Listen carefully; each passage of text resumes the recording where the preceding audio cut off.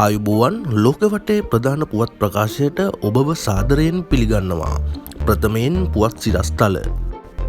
පළාත් පාලන ආයතනවල සිදු වූ වංචා දූෂණ සෙවීම ආරම්භයි. වැලිගම ප්‍රාදේශීය සභාවේ සිද්ධිය විපක්ෂයේ මැරබලයේ ප්‍රතිඵලයක්.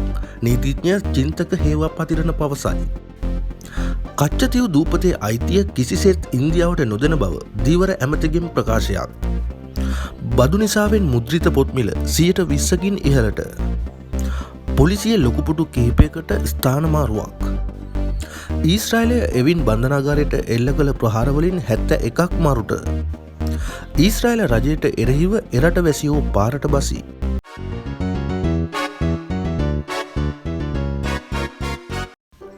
වත්මන් රජයේ වැඩපිළිවෙලට අනුව කිසිදු පළාත් පාලන ආයතන නියෝජිතයෙකුට වංචා දූෂණ සිදු කිරීමට නොහැකි බව පාර්ලිමේන්තු මන්ත්‍රී චන්දන සූරියාරච්චි මහතා පවසනවා. පසුගිය කාලය පුරා සිදු කළ පළාත් පාලන ආයතනවල වංචා දූෂණ සම්බන්ධයෙන් විමර්ශන ආරම්භ කර ඇති බවයි ඒ මහතා ප්‍රකාශ කළේ.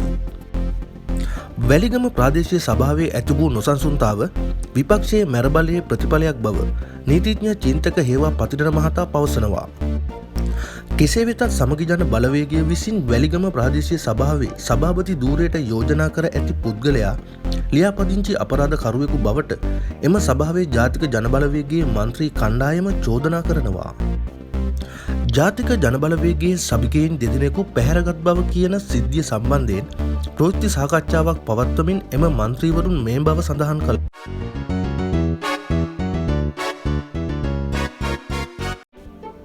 හිටපු ජනාධිපති මහින්ද රාජපක්ෂ විසින් ශිරන්ති රාජපක්ෂව අත්අඩංගුවට ගැනීම වැළැක්වීමට වත්මන් ජනාධිපතිතුමන් වෙත බලපෑම් කරන ලෙස මල්ලතු මහවිහාර පාර්ශවයේ මහානායක ස්වාමින් වහන්සේට ඉල්ලීමක් කර බවට සමාජ මාධ්‍යයෙහි ප්‍රචාර වන පුවත සාවද්‍ය සහ පදනම් විරහිත එකක් බවට නිවේදනයක් නිකුත් කර තිබෙනවා. මහානායක හිමිපාණන් වහන්සේගේ උපදෙස් සහ නියමයන් මත මෙම නිවේදනය නිකුත් කර ඇත්තේ මල්වතු මහවිහාරයේ උපලේකකාධිකාරී මහවෙල රත්නපාල ස්ථවිරයන් විසින්. එවැනි හමුවීමක් හෝ දුරකථන සංවාදයක් සිදුව නොමැති බවයි එම නිවේදනයේ වැඩිදුරටත් දැක්වෙන්නේ.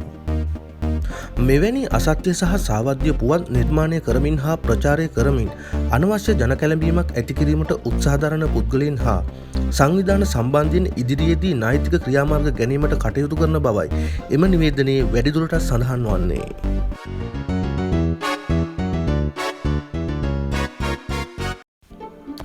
කච්චතිව් දූපත රාජ්‍ය තාන්ත්‍රිකව ශ්‍රී ලංකාවට හිමි වී ඇති බවත් එය නැවතත් කිසි ලෙසකින් හෝ වෙනත් පාර්ශවයකට පවරා නොදෙන බව දීවර හා ජලද සම්පත් අමාත්‍ය රාමලිංගම් චන්ද්‍රසේකරන් මහතා පවසනවා. ඔහු පැවසුවේ ඉන්දිය දීවරයින් විසින් උතුරේ සිදු කරන අනවසර මසුන් නැල්ලීමේ ක්‍රියාව හේතුවෙන් එම ප්‍රදේශයේ දීවර සම්පතද විනාශ වෙමින් පවතින බවයි. හදිසි අවස්ථාව යටතේ ශ්‍රී ලංකාව සමග ඇතිකරගත් ගිවිසුමක් හේතුවෙන් ඉන්දිය දීවරයින්ට ශ්‍රී ලංකා මුහුදු තීරයේ මසුන් නැල්ලීමට තිබූ අයිතිවාසිකම් උල්ලංඝනය වී ඇති බවට එරට පැවති උත්සවයකදී ඉන්දිය විදේශ අමාත්‍ය එස් ජයශංකර් විසින් සිදු කළ ප්‍රකාශයක් සම්බන්ධයෙන් අදහස් දක්වමින් අමාත්‍යවරයා මේ බව පවසා සිටියා.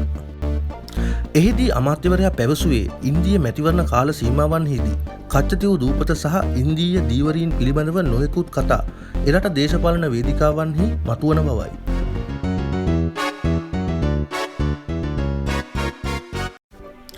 එකතු කළ අගය මත පනවන බදු හෙවත් වැට් බදු සහ ජාතික ගොඩනැගීමේ බද්ධ අයකිරීම තුළින් මුද්‍රිත පොතක මිල 20%කින් ඉහළ ගොස් ඇති බව ජාතික පොත් ව්‍යාපාරිකයන්ගේ සංගමය පවසනවා.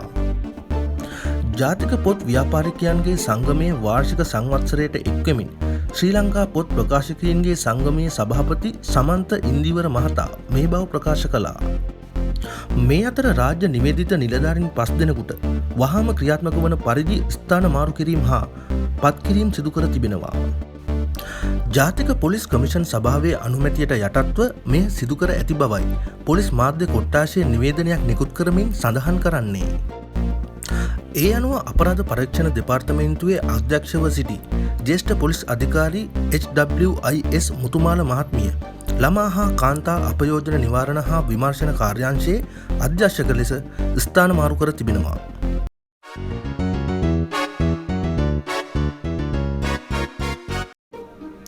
ඉරානයේ අගනුවර වන ටෙහෙරානයේ එවින් බන්ධනාගාරයට පසුගිය 23 වනදා ඊශ්‍රායලය එල්ල කළ ප්‍රහාරයෙන් පුද්ගලයන් 71 දෙනෙකු මියගොස් ඇති බවයි ඉරානය පවසන්නේ. ප්‍රහාරයෙන් පරිපාලන කාර්ය මණ්ඩලය, හමුදා සේවයේ නියුතු පිරිසක්, රැඳවියන් බැලීමට පැමිණි පවුල් සමාජිකයන් සහ බන්ධනාගාරය අවට ජීවත් වූ අසල්වැසියන් ඇතුළු 71 දෙනෙකු මෙලෙස මියගොස් තිබෙනවා. එම ප්‍රහාරයෙන් එවින් බන්ධනාගාරයේ පරිපාලන ගොඩනැගිල්ලේ කොටසකට හානි සිදු වී ඇති අතර මියගිය පිරිසකට අමතරව තවත් පිරිසක් තුවාල ලබා සිටි බවයි සඳහන් වන්නේ. එවින් බන්ධනාගාරයේ වසර 3ක් රඳවා සිටින ප්‍රංශ පුද්ගලයන් දෙදෙනෙකු ඇතුළුව විදේශීය ජාතිකයන් ගණනාවක් සිටි බවද වාර්තා වනවා. මේ අතර ගාසා තීරයට දිගින් දිගටම මානුෂීය ආධාර ප්‍රමාණවත් ලෙස නොලැබීමෙන් එහි සිටින දරුවන් මන්ද පෝෂණයෙන් මිය යමින් සිටින බව විදේශ වාර්තා සඳහන් කර තිබෙනවා. එම වාර්තා පෙන්වා දෙන්නේ මේ වන විට මන්ද පෝෂණයෙන් මියගිය ළමුන් සංඛ්‍යාව 66ක් දක්වා ඉහළ ගොස් ඇති බවයි. යුනිසෙෆ් සංවිධානයද පෙන්වා දෙන්නේ ගාසා තීරයේ මන්ද පෝෂණයෙන් පෙළෙන දරුවන්ගේ සංඛ්‍යාව භයානක අනුපාතයකින් ඉහළ යන බවයි. ගාසා තීරයට ලැබෙන කිරි, පෝෂණ අතිරේක සහ අනෙකුත් ආහාර ආධාර ඇතුළුවීම ඊශ්‍රායලය විසින් වැළැක්වීම මෙම තත්ත්වයට හේතු වී ඇති බවයි සඳහන් වන්නේ. ඊශ්‍රායල වැසියන් එරට ටේල් අගනුවර 28 වනදා රාත්‍රියේ යළිත් වරක් දැවැන්ත විරෝධතාවයක් පැවැත්වුවා. පලස්තීනයට එරෙහි යුද්ධය අවසන් කරන ලෙසත් හමාස් සංවිධානය භාරයේ සිටින තම ප්‍රාණ අපකරුවන් නිදහස් කර ගෙන්වා දෙන ලෙසත් ඊශ්‍රායල රජයට බල කරමින් මෙම විරෝධතාවය පවත්වා තිබෙනවා. ඊශ්‍රායල පලස්තීන යුද ගැටුම් 2023 වසරේ ඔක්තෝබර් මාස 7 වනදා ආරම්භ වුණා. එදින හමාස් සංවිධානය එල්ල කළ ප්‍රහාරයෙන් ඊශ්‍රායල වැසියන් 1200කට අධික පිරිසක් මියගිය අතර තවත් 251 දෙනෙකු හමාස් සංවිධානය විසින් ප්‍රාණ අපකරුවන් බවට පත්කරගෙන තිබුණා. කෙසේ වෙතත් හමාස් සංවිධානය සමග ඇතිකරගත් ප්‍රාණ අපකරු හුවමාරුවකදී ඔවුන්ගෙන් පිරිසක්ද නිදහස් වුණා. ඒ අනුව විරෝධතාකරුවන් එරට රජයෙන් ඉල්ලා සිටින්නේ ඉතිරි ප්‍රාණ අපකරුවන් 136 දෙනා නිදහස් කර දෙන ලෙසයි.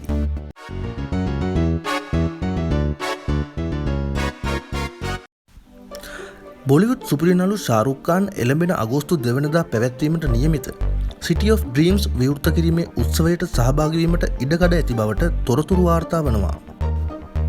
නමුත් මේ නිල වශයෙන් තහවුරු වී නොමැති අතර සංවිධායකින් සහ ආරංචි මාර්ග සඳහන් කරන්නේ මෙම උත්සවයේ ප්‍රධාන ආරාධිතයා ලෙස ශාරුක් ඛාන් පැමිණෙනු ඇති බවයි.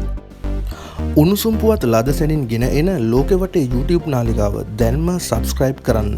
ඔබ සැමට සුබ දවසක්.